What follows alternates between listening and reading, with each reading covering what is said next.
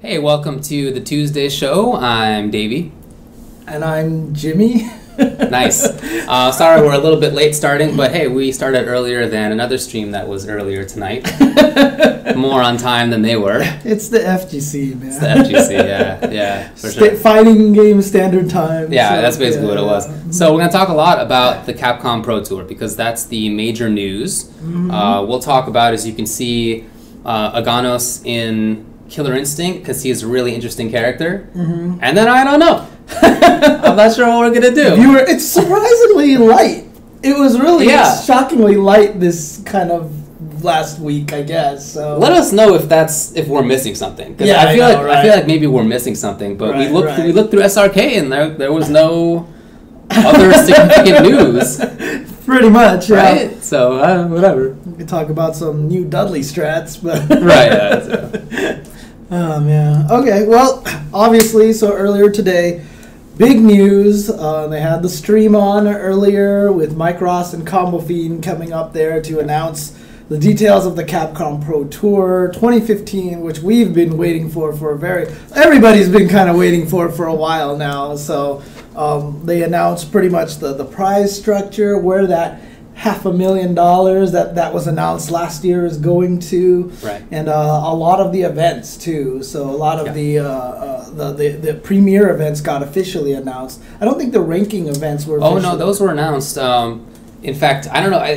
SRK says this was a leak, but there's a whole list of all of the events on SRK. It's like in like PNG form or something. Right. And so you can see what the ranking events are.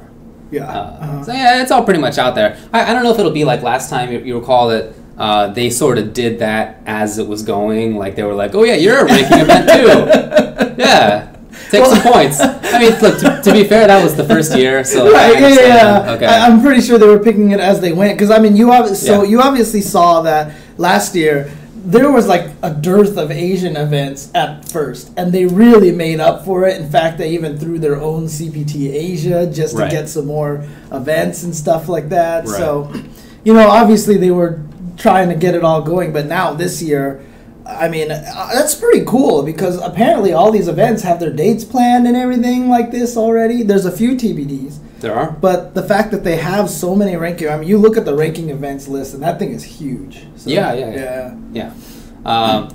So they mentioned that, and then they mentioned the pay structure. Well, obviously, we'll talk more about the events, but just to say, they also mentioned the pay structure. I think those are the two big sort of news items. Right. Out of it. Yeah. And then also that apparently Gen beats Honda.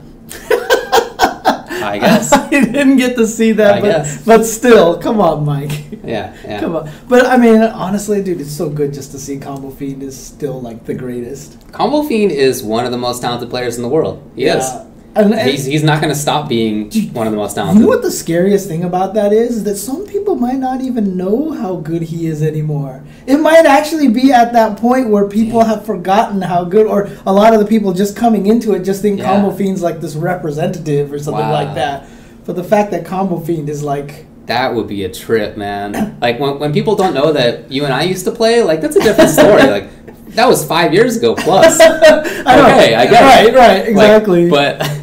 Combo, and like I was never a legend. Combo Fiend is a legend. He's one of those legend guys. If Combo Fiend was still playing, guarantee he'd be like top 10 in the country right now. In Street Fighter 4, guaranteed. At whatever game he wanted to be top 10 at, he would be right up there. Yep, exactly. Sure. So unfortunately, he can't enter anymore. I guess Mike can't enter anymore either. Mike Ross. Well, I think he can. Yeah. I just don't think he wants to get himself bodied so often anymore. You know. Anyway, so let's talk about what the events are. Do you have the? You have a little list of. Sorry, here. Let's grab this out here. Whoops. I have no control over my mouse here. I know the feeling. That's true. Okay, you have it a little worse than me. Okay, so obviously, I mean, there's a difference between premier events and ranking events. Right. So same thing as last year. Premier events. Oh, that's probably another thing that we should. That was super important that came out of this. Yeah. So last year there were 16 players. Right. This year at Capcom Pro Tour, they are going to have 32 players. They're going to have 32 players duking it out at the final event, which just means double the Street Fighter. It'll be a 2-day event. Oh, is it? Did they announce it as a 2-day event? Okay. Yeah. So hopefully they'll be able to do some 3 out of 5s the whole way or something like that. In fact, they addressed that. Oh, yeah. Directly. Yep. There you go. See, look, a lot of people got mad last year, but look, see, they listened. They're taking the feedback. But the cool thing about it is, so last year there was like 8 premier events, right? And then another 8 people came in. No, actually it was 10 premier events. And 6 people made it in. There are 2 ways to qualify for the Capcom Cup. One way is by winning one of 10 automatic qualifier events. For the final 6, get in by winning a certain amount of points. And on December 13th, Jesus. Anyway. But yes, so it was 10 premier events last year. Right. And 6 people qualified by points. But because they upped it to 32, now there's 16 premier events. 15 people make it through qualifiers, through points. And then the last player is Momochi, who gets in pretty much for free because he's last year's champion. Right. So a lot of people were also bad last year that Sako didn't get an automatic invite. That's right. So, they addressed that and they're bringing him back in. Of course, that also means that Momochi doesn't need to go anywhere. Well, as we'll talk about, the money might be enough of a draw. Fair enough. And not only that, but seeding points as well. And seeding points, too. Because if you're seeded first, then you get to fight the 32nd player, which theoretically is the lowest ranked player, which means he's like the least good player. But there's easily... Last year, when we were talking about the 16 players, we were just like, dude, throw them in a hat, and here they are. It's going to be the same situation even with 32 people. Yeah. Except for Momochi, unless something changes. Because right now, he is all the way up here, man. He is all the way above. So let's talk about which are premier events. So they announced that that there are 4 premier events per 3 major regions. Right. Right. That is to say, East Asia, North America, and Europe. Right. Mm-hmm. And each one of those gets 4. So you just might as well... I just want to see if they have the breakdown somewhere here. I remember on the Capcom Pro Tour site, they definitely have the breakdown. What do you mean?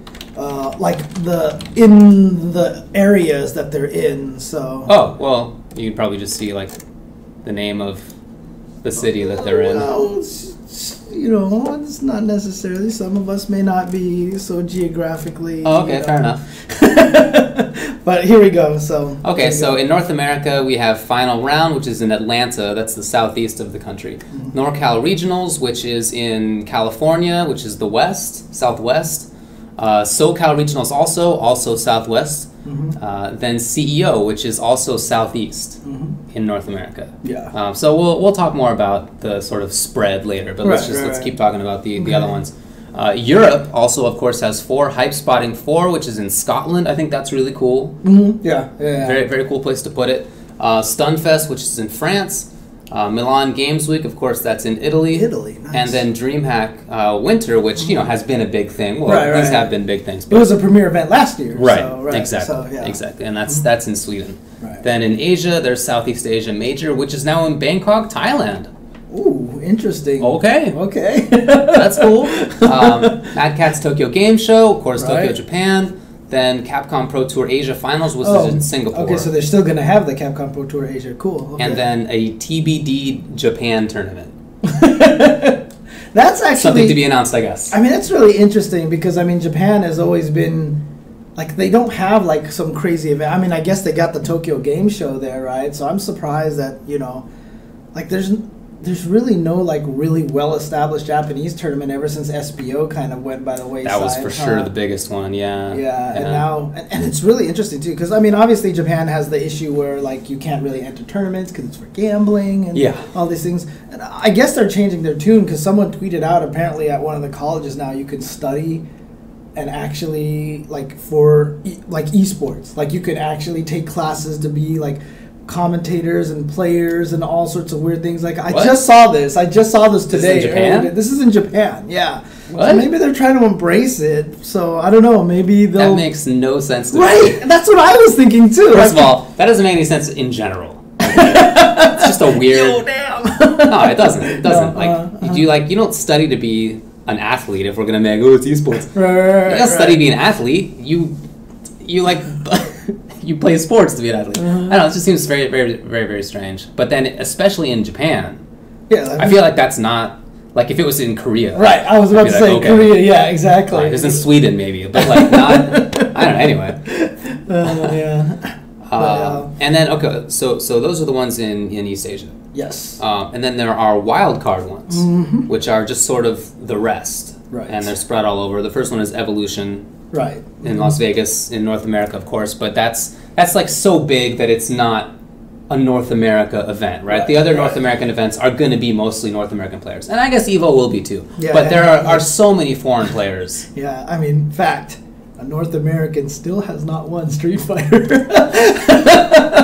That's true. It's in North America, but let's face it, the only people who've qualified out of there are Asia and Europe. You're right, man. You're right. So there you go. So another one is Canada Cup. That's cool. I'm gonna be honest. I was quite surprised. Yeah, quite surprised. But it's great. Yeah, very nice. I mean, Canada Cup has always been able to get a lot of the big players out there. Right. I think that's probably one of the things that gave it that kind of boost. Right. So, and not only that, but it's in Toronto. It's in the northeast of the. Oh, is it in Toronto? That's what Lapchi kind of announced. Oh, is that so? He was like, "I'm going to announce the new venue, or if I get so many followers or whatever," and then he hinted that he's looking for a venue in Toronto. You know what? It's too bad for Western Canada, but I think that's a really good decision in terms of financials, like making it a more viable event that more people can attend, and just like having a bigger crowd there. And so and the one thing I like about having it be in Toronto is that there are a lot of people in New York who can get there a lot easier, right? So it's really good for that area. So New York, which is a strong bed of pure Street Fighter talent, will have a local-ish. I mean, they obviously have to cross the border, but Yeah, that's a really good location for the Northeast U.S. in general. Like that's really close to Detroit. Like northern Ohio can get there easily. Like Pennsylvania. Right. Yeah, that's cool. That's cool. Okay. Anyway, so then there's Brazil Game Show in Sao Paulo, Brazil, which makes sense. I was wondering when they first said we're gonna have 4 per region. I was thinking that maybe one of the regions might have been South America. Oh, right. Yeah. It's not, but it's good and important to have at least one there. And they've had it there every year. Yeah. Every year has had a Brazil one. So. And then the last one is in Kuwait, the KO Fighting Game Festival. That's in Kuwait. Awesome. Southwest Asia. Yeah, it's really cool. That is really cool. Yeah. That is really cool. Because that's seriously like in an area that's just completely not represented. Right. You know what I mean? So, I mean, obviously you can go even further south and get to Africa, but Kuwait has a very strong fighting game community. They have. Yeah. I mean, they were the first international players at B3. There you go. Yeah. Right? I bet a lot of people don't know that story anymore. Yeah, that's fair. So B3 was the first real gathering. It was generated off of Alt Games SF2. Right, and so basically what it was a Northern Californian gathering where everybody went to San Francisco's Battle by the Bay. That's why it was B3. And so they all ended up over there. And it was just a big gathering. It was mostly West Coast. A few East Coast guys made it out. A few Midwest guys made it out there because obviously it was the first big gathering. But 3 people from Kuwait flew out from there to there. And it was just because they were on the AGSF2 news group. And, I mean, look, I'm not going to mince words. They were swimming in money. So, back then it was just like whatever. Yeah. I mean, literally, the I guess I don't want to call him the leader of the crew, but, the main guy there was Marwan. Okay. And I think it was him. It was either him or one of the other guys that they just owned an ST machine in their house. Okay. And literally, that's all they did was just play all day. Like, because they didn't have to work in the morning or whatever like that, so they just sat there and played all day. Wow. And Marwan was one of the first people who could consistently do T-Hawk stand jab super in ST. Oh, yeah. Yeah, he came and was like, I will show you guys that I can do this. Oh, yeah? Yeah, so people were like, I didn't know about that. Okay. People were like, okay, let's see him do this, and he did it, so yeah, it was pretty cool. Kuwait has a nice scene. I went out there in the spring. They invited me out, and I was impressed. The scene is strong. Look, Kuwait is not a very big country, and Kuwait City isn't. It's a good sized city, but it's not gigantic. But so for the size that it is, it has a really nice scene actually. The LevelUp play I thought was good. Level play was really good. I mean, the coolest thing about it is, I mean, obviously, I just love what they did, how they got Justin to go out there, how they got you to go out there. Because every time you think about Kuwait, you just, you picture desert and whatever, and like not a lot of modern, society kind of thing. But, dude, all the pictures that you took and all the pictures that Justin took, I mean, Kuwait just looked... I mean, it looked like an absolute blast to be at. So yeah, I mean, like there are some pretty major social problems in that country. Yeah, I mean, but the labor force is like a really problematic thing. Oh, really? But, okay. But yeah, as far as is it modern? Yeah, it's like it has one of the highest GDPs in the world. It's like it's pretty well off. Yeah. It's very strange to me that like. It has that reputation of not being for being an oil-based kind of. I mean, look, it's an oil country. That's for sure. That's what happens. Exactly. But yeah, it's very modern. Anyway, it's not just Kuwait in that region though. Saudi has a bunch of good players, and in fact, they came to the Kuwaiti tournament when I was there, and.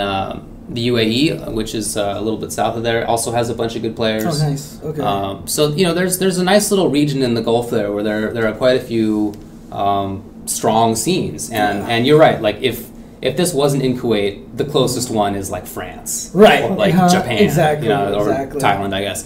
Yeah. So it's really nice to serve that area. Yeah. So I'm super happy about that. So.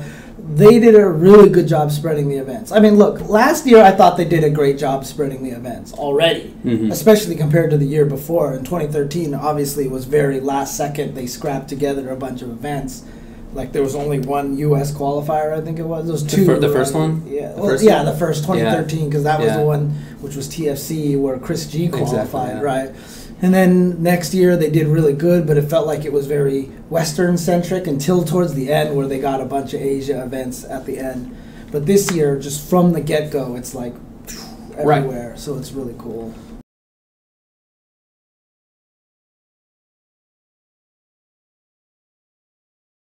So speaking of the geographic representation, one of the things is...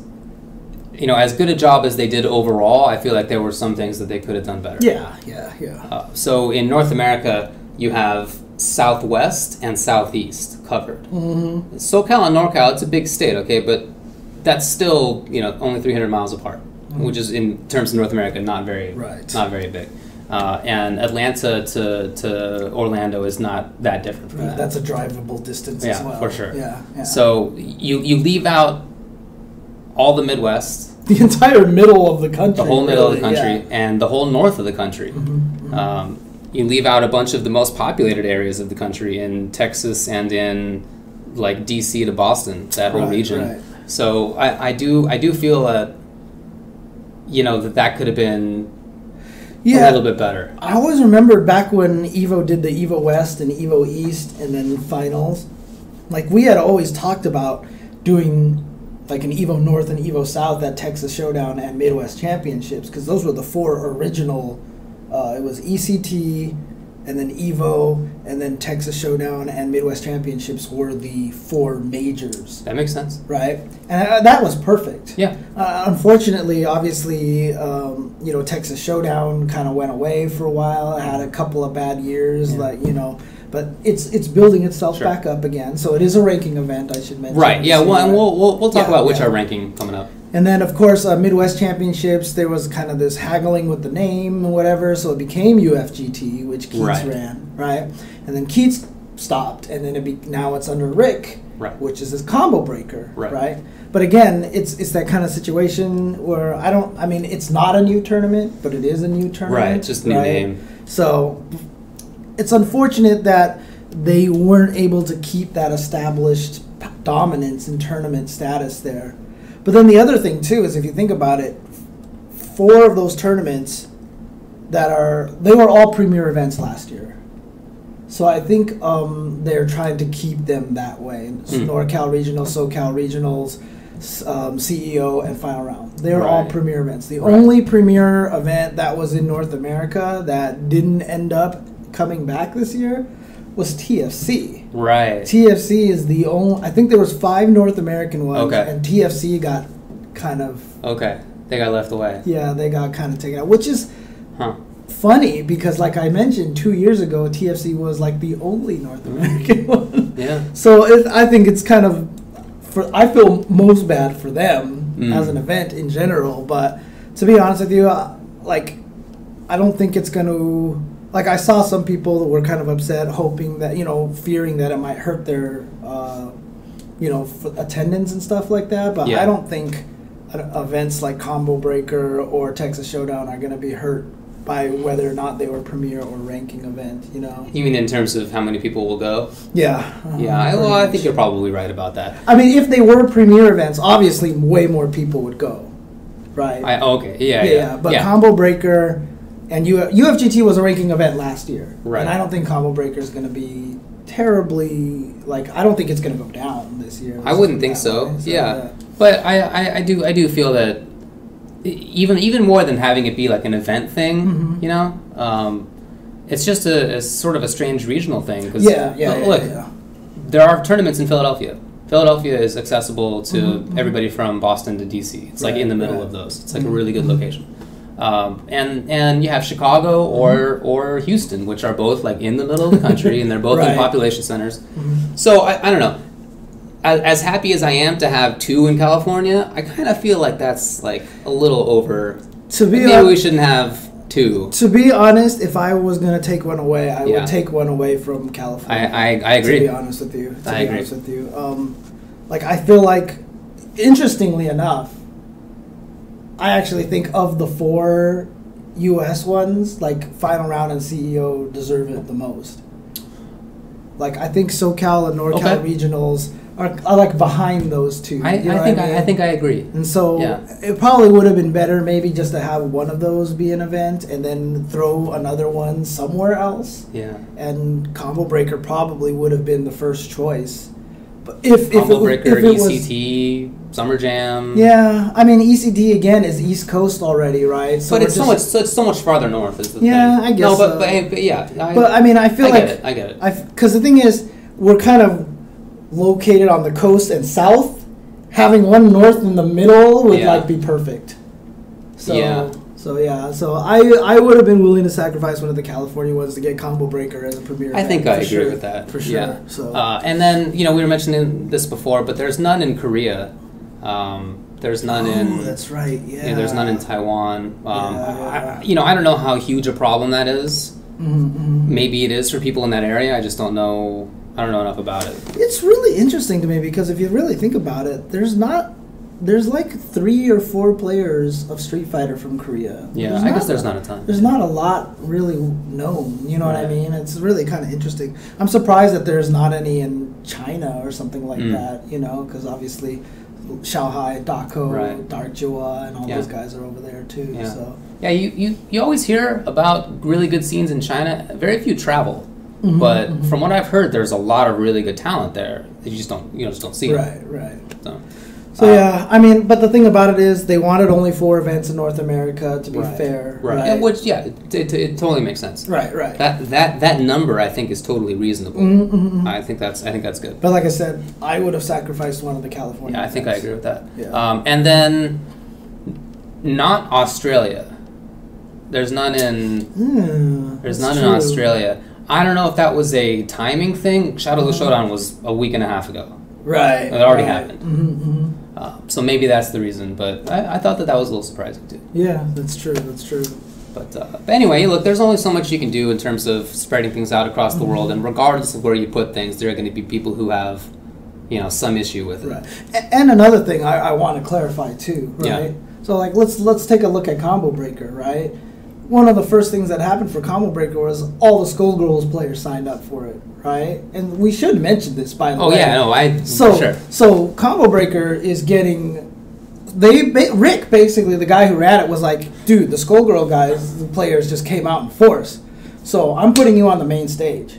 So they're going to get on the main stage, right? And then Labs U was like, oh, really? Okay, $2,000 pop bonus. Right. It's so cool. It's so cool. Look, Capcom Pro Tour, obviously big news. Lots of money being thrown around. We'll talk about that later. Yeah. But it's just Street Fighter.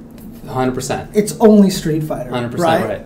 if you're a fan of Skullgirls, if you're a fan of Guilty Gear, if you're a fan of all these other games, 100%. you're still going to be running the Combo Breaker and all these other events. In fact, what's a Capcom Pro Tour doesn't even matter to you, right? So for a lot of people in the FGC, this is like cool news. It's like, hey, congrats, you guys are getting a lot of money. Like that's nice, but it's not like personally important news. Right, exactly. And in fact, Midwest has always been super good at Guilty Gear. They've always been super good at Mortal Kombat. That's true. So I can imagine Combo Breaker is going to be this massive Guilty Gear, Persona Blaze Blue, Mortal Kombat tournament. That actually would be super cool. Oh yeah, I would be super happy with that. So I'm not worried. I'm not worried. Let's just put it that way for those events. Okay. So, but yes, it would be nice if we could have spread the love a little bit more around the country. Sure.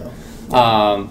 And I guess now that I think about it, the U.S. Southwest actually has 3, including Evo. But that's like we said. I don't know if we can really consider that on the same. As you mentioned, no Americans have won Street Fighter, so not really our thing. Yeah, exactly. Do you want to get to the ranking events? Sure. Let's just do that before we hit the break. That's what I was thinking. Yeah. So here, let me read these off here. Sure.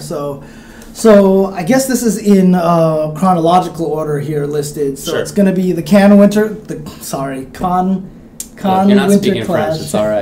The Cannes Winter Clash, which we talked about a little bit last week with the qualifier that Smug is going to, and the list of players there looks super impressive. Yes, it does. Yeah. So and then there's going to be the Abiget Cup in Indonesia. That's awesome. On March 7th, right? And then we're going to get the Nine Nations Cup in Japan from March 12th to 13th.